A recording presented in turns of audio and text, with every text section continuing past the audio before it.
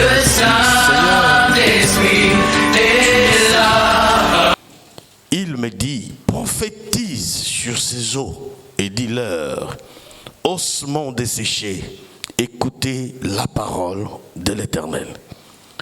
Ainsi parle le Seigneur, l'Éternel à ces eaux. Voici, je vais faire entrer en vous un esprit et vous vivrez. Je vous donnerai des nerfs, je ferai croître sur vous de la chair. Je vous couvrirai des peaux, je mettrai en vous un esprit et vous vivrez. Et vous saurez que je suis l'Éternel.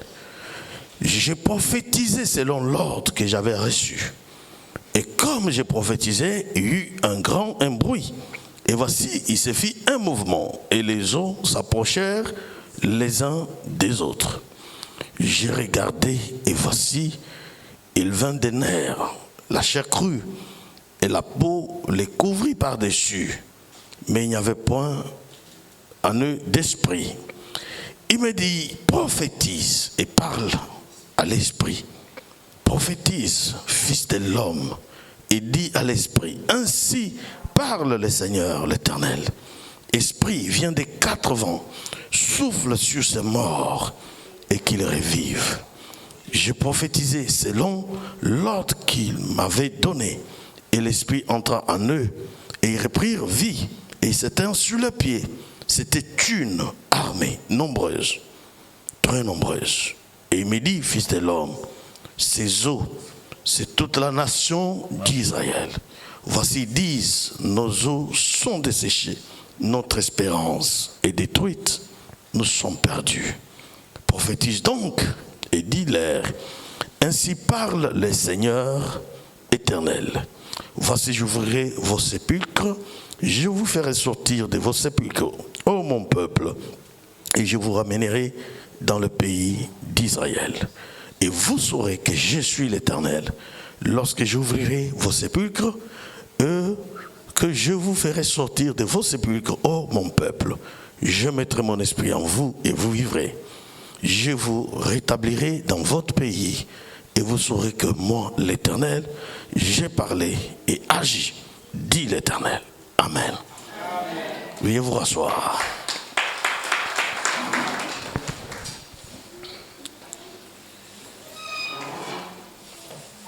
Le prophète Ézéchiel fait partie de ce qu'on appelle les prophètes exiliques, c'est-à-dire ce sont des prophètes qui ont prophétisé pendant l'exil. C'est quoi l'exil? À un moment donné, le peuple d'Israël a été déporté à Babylone. Les Babyloniens sont venus, ils ont pillé les pays et ils ont ramené les Israélites en exil. C'est comme, par exemple, l'armée nigérienne vient et fait la guerre à Côte d'Ivoire et prend tous les Ivoiriens et les amène au Nigeria. Donc c'est un peu ça l'exil. Pendant l'exil, ils n'avaient plus d'espoir de revenir dans leur propre terre parce que le pays a été détruit, les temples brûlés, les maisons détruites, ils avaient carrément tout incendié. Et c'est plusieurs générations. Les gens, ça prenait du temps. Alors, ils désespéraient. Ils se disaient, on ne peut plus rentrer chez nous. Et c'est pendant ces temps que le prophète Ézéchiel prophétise. Il dit, la main de l'Éternel fut sur moi, et l'Éternel me transporta en esprit. Donc ce que nous lisons, c'est une vision. Donc il est en train de voir une vision. Il dit, l'esprit me transporta et me déposa dans une vallée remplie d'ossements. Pas remplie de cadavres, mais des os qui sont complètement secs. Ce qui signifie qu'il n'y a plus d'espoir. Un os qui est sec ne peut pas revivre. Alors, Dieu lui pose une question. Il dit, fils de l'homme, ces os pourront-ils revivre? est-ce que ces ossements desséchés que tu vois, est-ce qu'ils peuvent reprendre vie? Les ossements desséchés ressemblent ce matin peut-être à ton problème, à ta situation où il n'y a plus d'espoir. À gauche, il n'y a personne. À droite, il n'y a personne.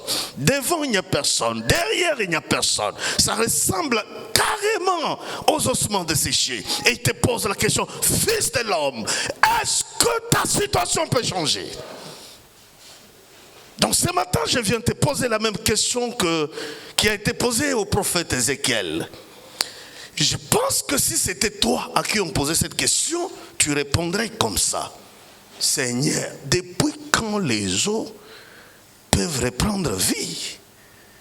Seigneur, même quand on dit que Dieu fait des miracles, les os desséchés, si c'était les cadavres, on peut dire tu ressuscites les morts. Mais là, on parle des ossements desséchés. Non, c'est pas possible. Ton miracle dépend de ta réponse. Est-ce que ces os peuvent revivre? Écoutez la réponse du prophète. Il dit, j'ai répondu, Seigneur, tu le sais. En d'autres termes, tu sais ce que tu peux faire.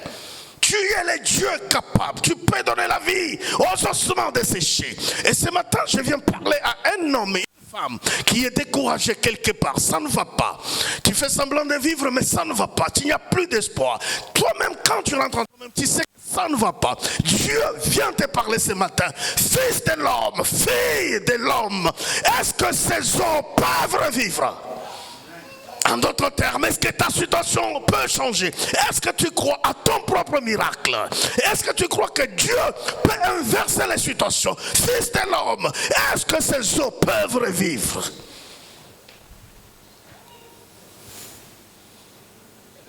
Je ne sais pas quelle situation te trouble ce matin.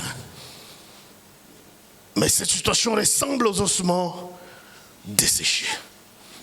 Tu regardes ton âge. Tu te dis, est-ce que je peux encore me marier? Tu regardes devant, derrière. Est-ce que vraiment ma situation peut changer? Mais je viens te parler ce matin du Dieu que j'appelle le Dieu des possibilités illimitées. Ce qui est impossible aux hommes, lui est possible à lui.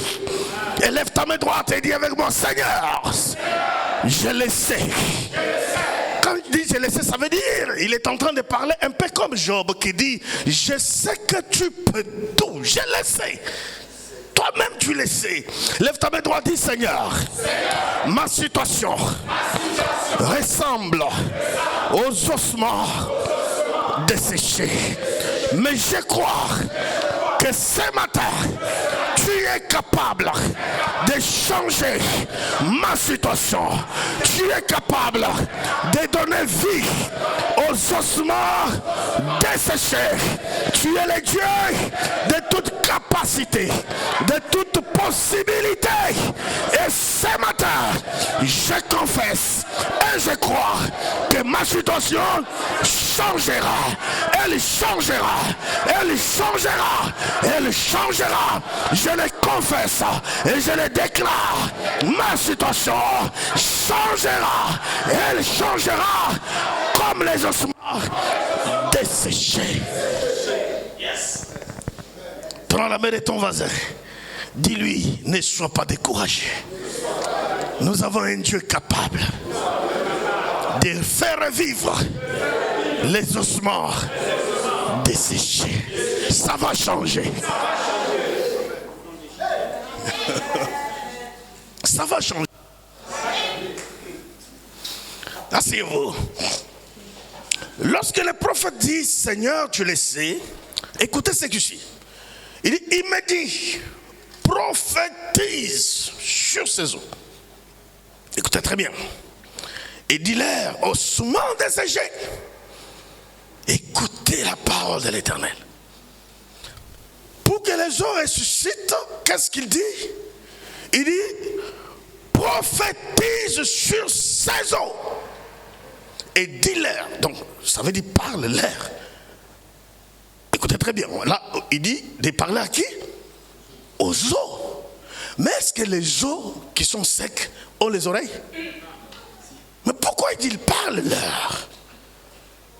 Et pourtant, les autres n'ont pas d'oreille. Ça, c'est ce que nous, on pense, que les autres n'ont pas d'oreille. Mais dans le monde spirituel, chaque chose a des oreilles. Toutes choses, même les murs ici ont des oreilles. Même les arbres, y compris les problèmes, ont des oreilles. Donc, il dit prophétise, parle aux eaux. Et dis-leur, écoutez la parole de l'Éternel. Donc prophétiser, c'est déclarer la parole de l'Éternel. Ça c'est clair ici. Il dit, dis-leur, ossements desséchés, écoutez la parole de l'Éternel. En Afrique, on a mal compris ce que ça veut dire prophétie. On a comparé la prophétie au fétichisme, au charlatanisme. On dit, toi, c'est ta mère qui est à la base des problèmes. On dit, on m'a prophétisé. Prophétiser, ça ne veut pas dire ça. Prophétiser veut dire déclarer la parole de l'Éternel. Tellement on est habitué au fétichisme, on a fabriqué des prophètes féticheurs qui nous aident dans notre fétichisme et qui disent ils ont des choses, ils ont leur modèle des choses, les choses qui n'ont pas de nom. Par contre, quand il dit ainsi dit l'Éternel, l'Éternel est mon berger, je ne manquerai de rien, tu es en train de prophétiser. Yes. C'est déclarer la parole qui s'appelle prophétiser. Les gens sur les réseaux sociaux, les vrais escrocs qui parlent, nous sommes dans les prophétiques, nous faisons prophétique, je ne sais pas ce qu'ils parlent. Et ils oublient une chose. Les prophètes de l'Ancien Testament ne sont pas les prophètes du Nouveau Testament. Dans l'Ancien Testament, tout le monde allait consulter un prophète. Dans le Nouveau Testament, il est écrit, au dernier jour, je répandrai mon esprit sur toute chair, et vos fils et vos filles prophétiseront. Yes. Donc nous sommes dans une génération où tout le monde est prophète. Parce que l'esprit a été répandu et tout le monde est prophète. Le vrai prophète de ta vie, c'est toi-même.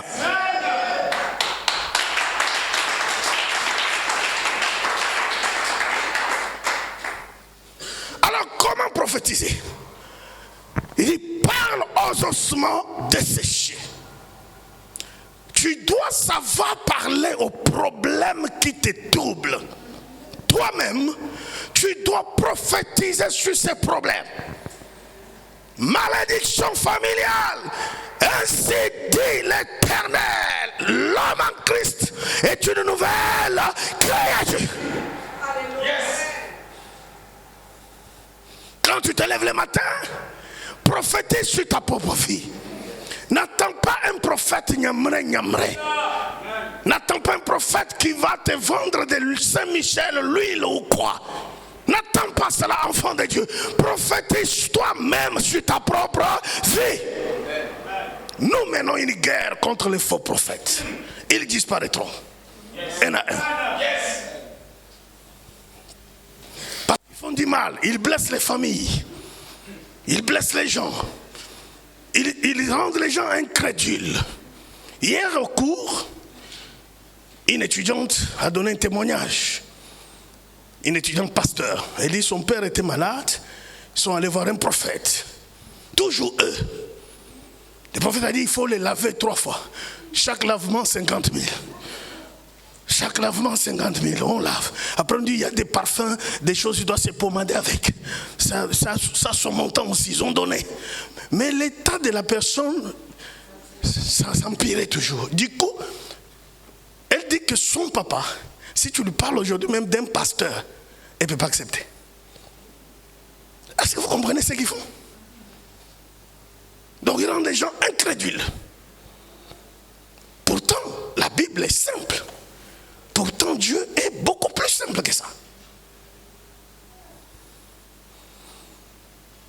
La vie de l'homme que vous voyez est faite des étapes. Il y a les choses que Dieu peut permettre que tu passes par là avant de démontrer sa gloire dans ta vie. Et accepte ces étapes en tant qu'enfant de Dieu. Au finish, Dieu ne t'abandonnera jamais. Cessez de courir derrière ces gens. Prophète, on a dit quoi? Ils sont remplis à Abidjan.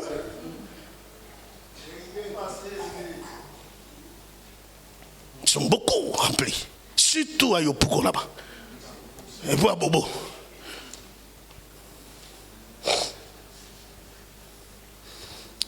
Dis avec moi, je suis prophète de ma vie.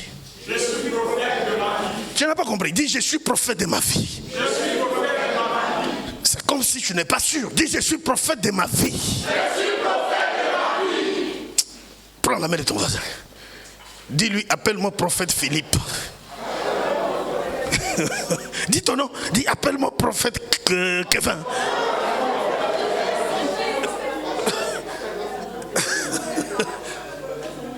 Lève ta main droite, dis ce matin, je vais prophétiser.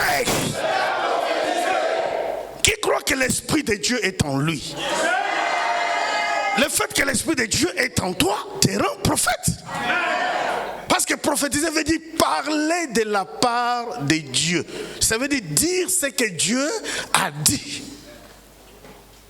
Ce n'est pas accuser que tel derrière il y a ton oncle que je vois au village là-bas, comme Achille qui est là-bas. Toi, viens ici. Viens ici. Tu es très bien habillé ce matin à côté de ta femme. Non, mets-toi là-bas. Allez voir noir comme ça là. Je paye. Il y a une femme noire. Vraiment, c'est ça. Sa maman, elle est noire. Donc, c'est des choses comme ça. Dis-moi Achille. Je suis prophète de ma vie.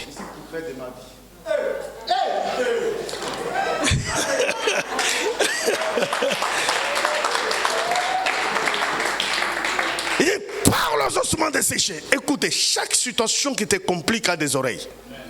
Chaque problème qui te fatigue a des oreilles. Quand tu te lèves matin, adresse-toi directement à cette situation. Dis, toi ossements desséchés, toi incrédulité, toi malédiction générationnelle, toi stérilité, toi pauvreté, toi, je m'adresse à toi. Écoute la parole de l'Éternel. Veuillez vous asseoir. Et pendant qu'il prophétisait, la Bible dit qu'il y a un mouvement. L'os de la tête quitte, il cherche l'os du cou. L'autre os cherche l'os du bras. Et puis il cherche l'os du dos. Poum, poum, poum, poum, poum, poum. Les os se déplacent. Imagine quel mouvement. Imagine un os qui saute. Quoi, bon, je suis de la tête, je cherche les pieds.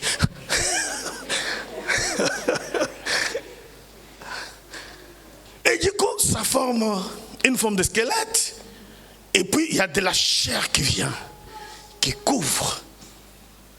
Je dis, prophétise encore, parle à l'esprit qu'il vienne à l'entrée en eux. Il prophétise, ces cadavres reprennent vie. Dis quand même, dis avec moi, prophétise. Prophétise. Plus fort, dis prophétise. Prophétise. Encore plus fort, prophétise. Prophétise. Encore plus fort, prophétise. Prophétise. Encore plus fort, prophétise.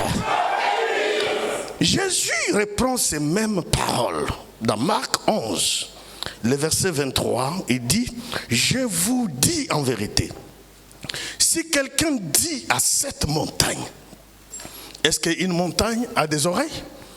Mais Jésus dit, si quelqu'un dit à cette montagne, ôte-toi de là et jette-toi dans la mer, et s'il ne doute point, ça veut dire que s'il a la foi,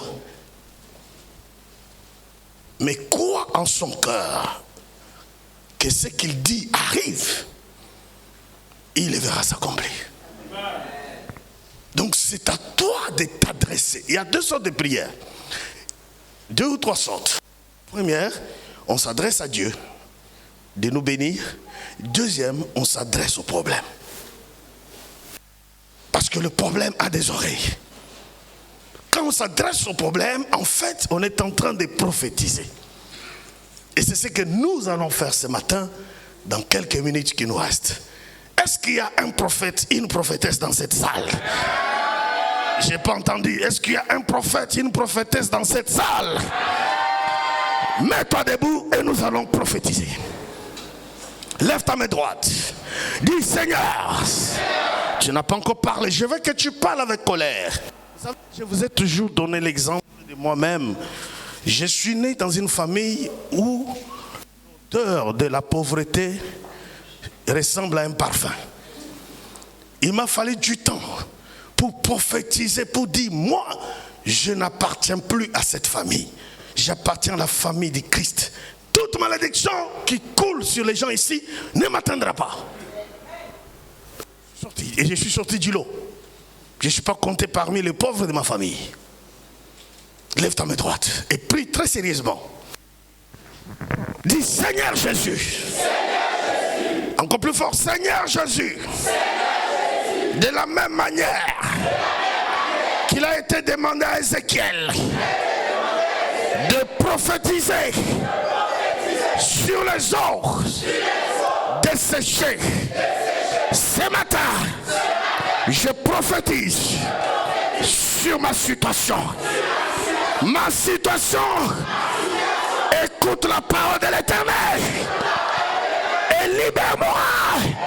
Je tape les mains et je prie.